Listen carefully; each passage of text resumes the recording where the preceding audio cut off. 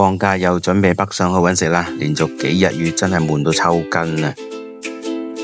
例牌嘅啦，放假出關梗係多車噶啦，多人噶啦。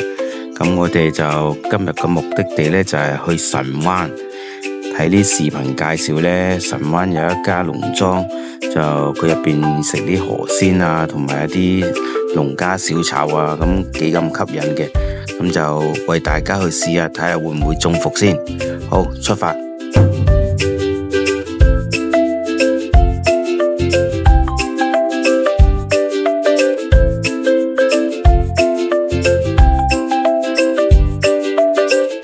好，同大家講下呢個交通出行先。由呢個港珠澳大橋出嚟呢邊，大概係20分鐘左右，因為全程都係高速。佢落咗嚟就係呢間飯店啦。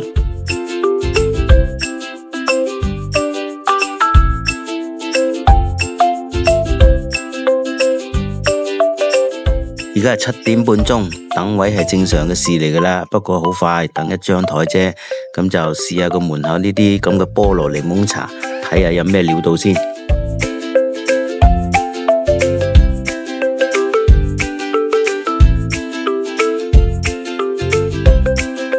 好快脆就等到位啦。我哋行過呢個大廳，再出過去後邊呢一間咁嘅房仔入邊，呢度都有6圍台嘅。佢呢度啲河鮮嘅品種唔算好多，不過就的的色色好精緻咁樣，同埋嗰啲飯菜都有幾多選擇下，真係以一個農家小炒為主。好奇怪喎，佢呢個廚房啊，真係開明到你點睇都睇得到嘅。我就最中意呢種企理乾淨嘅環境。好快脆就上個湯啦，個湯呢就係雞骨草煲豬骨，仲有啲雞腳啊，跟住仲有一啲陳皮啊，你哋睇下濃到離晒譜啊！同埋個渣呢仲多過個湯，唉，真係黐鳩線。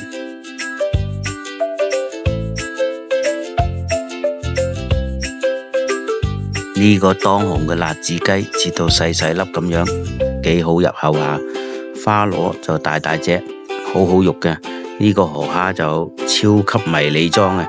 其實應該攞嚟椒鹽係最好，不過我隻烏卒卒就好鬼中意食，食到冇停過口啊！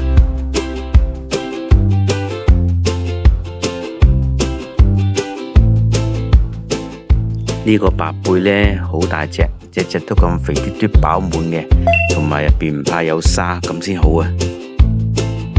再嚟就係呢個排骨啦，咬落去嘅時候呢，好重嘅南乳咁嘅味道啊！佢呢個蝦辣呢，一年真係食唔到1-2次嘅啫，剝埋個殼，同你炸到酥脆咁樣，最重要係入邊好多膏啊！真係一咬落去，嗦嗦聲，好易入口啊！老人家都中意食啊！你睇下幾多膏。今集介紹到呢一度，下次再同大家分享。最後講下埋單幾錢，600幾蚊，你哋覺得抵唔抵呢？多謝各位。